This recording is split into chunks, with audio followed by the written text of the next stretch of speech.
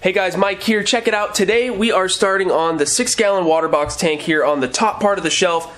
In the last episode, I guess, we made this thing, the little bamboo kind of easy, low-tech, no filter, no water moving forest tank, and it's been a few weeks and it's doing good. Today is going to be all about this tank, and then we only have one more to go. And if I time this video perfectly and I manage to get it out, it's probably Friday, November 6th, which is Waterbox Aquarium's Blue Friday event. It's basically just their version of Black Friday. So they have a ton of sales going on. You can join a live stream that I might be in right now or a little bit later today, and you can enter to win a bunch of prizes. I think a $2,500 gift card is being raffled off for a Waterbox coupon. That's crazy, that's huge. If you won that, you would be able to get probably your dream tank. So check it out, I'll have links down in the description. So we gotta get this tank done today so it can live behind me in the live stream, and also to go with the blog post that's already done. I'll put a link for that as well in the description, and that's gonna be a really comprehensive guide of starting a freshwater aquarium geared towards the beginner,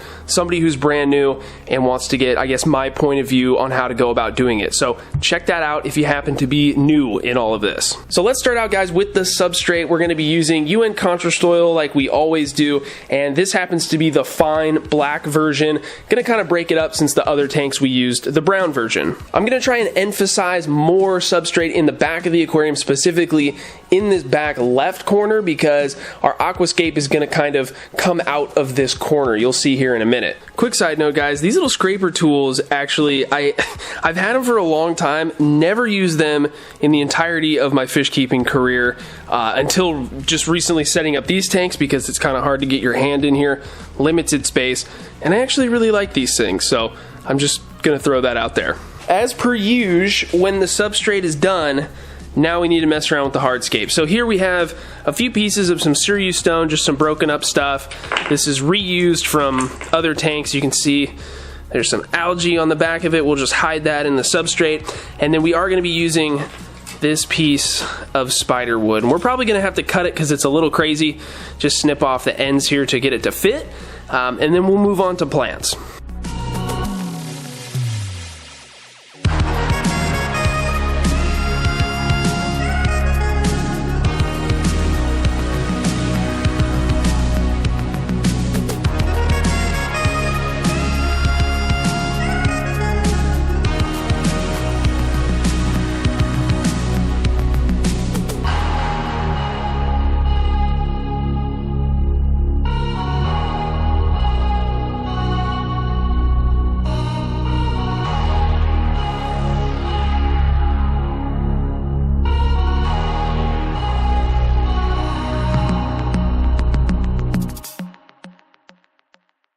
One of the hard parts of working in a space like this is just the amount of room you have above the tank, so we did have to pull the tank out a little bit.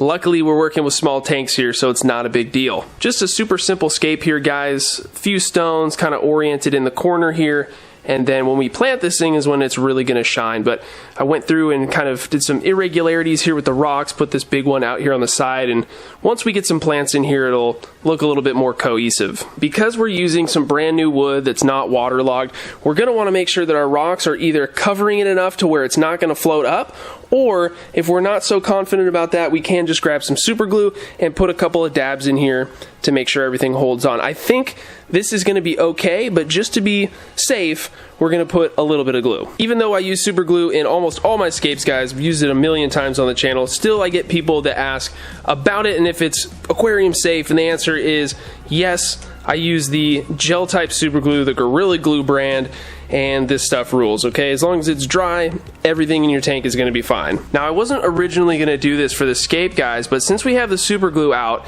and we also have these mini Pelia mats from Boost Plant, I think we're going to put some on the rocks here.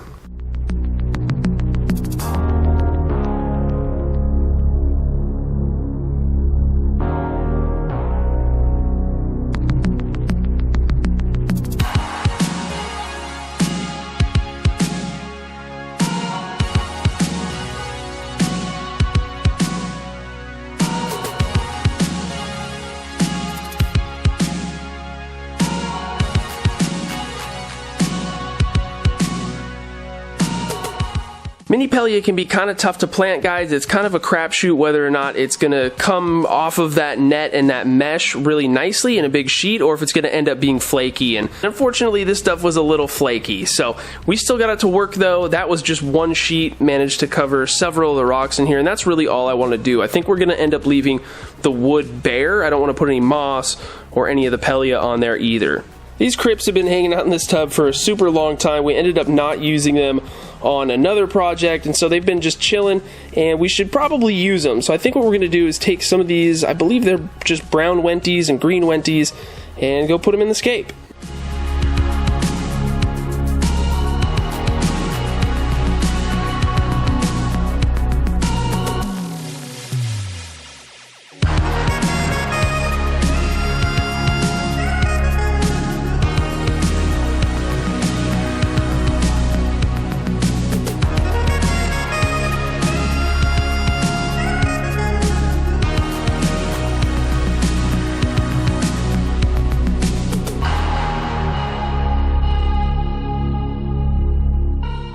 The last plant that we need to put in here is the Java fern.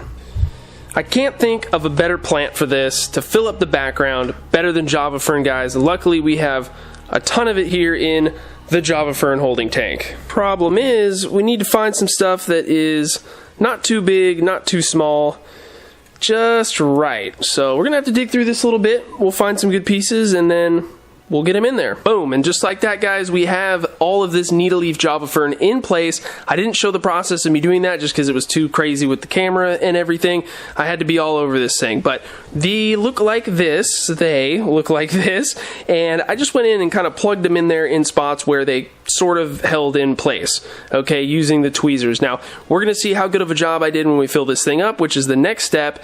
And we have a couple extra here, more than just this, that we can put into place once these ferns start waving around in the water. That's how it's really going to look.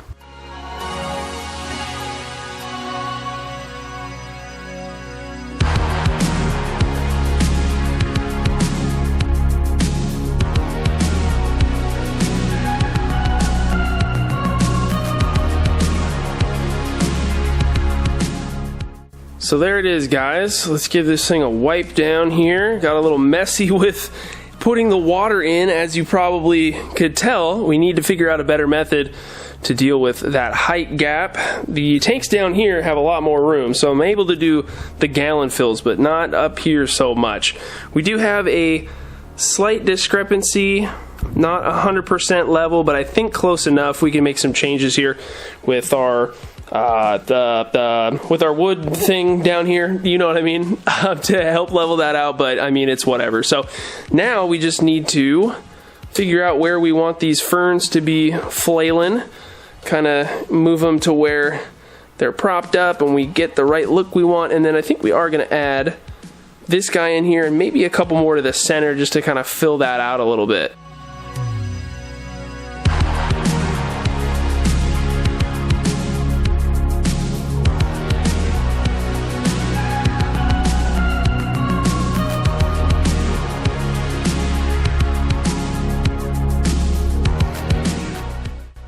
Alright guys, the tank, it is essentially complete, right? The only thing that's missing is, of course, a filter. And I had a plan for that. We were going to use this guy right here, little Azu hang-on back filter, but unfortunately I can't find the part that goes the inlet to the filter. So everything's a mess down here. I don't know what happened to it.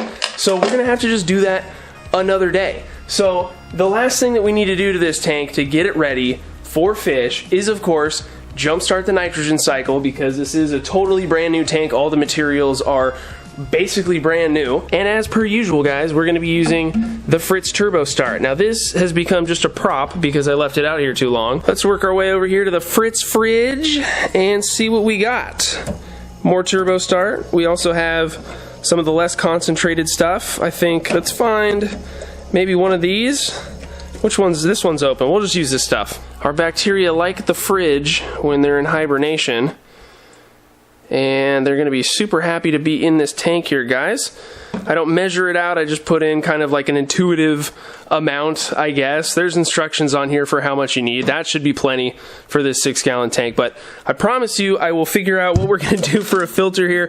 I don't know, maybe we'll go upstairs, and I think I have an extra Filto Smart 60, so we might just use a canister filter like we have on this one. Or I don't know. It doesn't really matter. A tank like this, for whatever we're going to put in here, whether it's a small, just like a betta fish tank that we're making here, it's our shrimp tank, or another nano fish tank, whatever, it shouldn't really matter. We just need to get something on there to move the water around a little bit. I don't know about you guys, but I haven't been to a fish store in probably 8 or 9 months since all this stuff started happening. So long overdue trip is needed. We haven't gone and gotten fish in forever. So rather than just kind of shuffle stuff around what we've been doing lately, I think we need to go and we need to start fresh and get something really cool. So for this little tank above me here, wherever it is, let me know what you think we should put in it. I'm totally down for whatever you come up with. You guys have the best ideas, way better than what I can come up with. So let me know, and we'll keep rolling here. We just have this tank left, the one in the middle, the little paludarium. That one should be kind of cool. I got to get a little pump or something because I know we want to move some water around a little bit. But beyond that, I don't have a ton of ideas for what we're going to do. So I need to think what we're going to do with that. Yeah, guys, thank you so much for watching. I think that's it. That should be everything that we need to talk about in today's video. Don't forget to go check out the Waterbox Blue Friday sales event. Go check out their website, see what they got going on over there. Their social media. I'll be on a call, like I said, at I think 5 p.m. Eastern time. So if you see this before that and you want to check that out, we're going to be talking about some of the tanks and what I'm doing over here, and probably talking about some things that we're going to be doing in the future that should be pretty cool. So anyway, guys, thank you so much for watching as always, and we'll see you in the next one.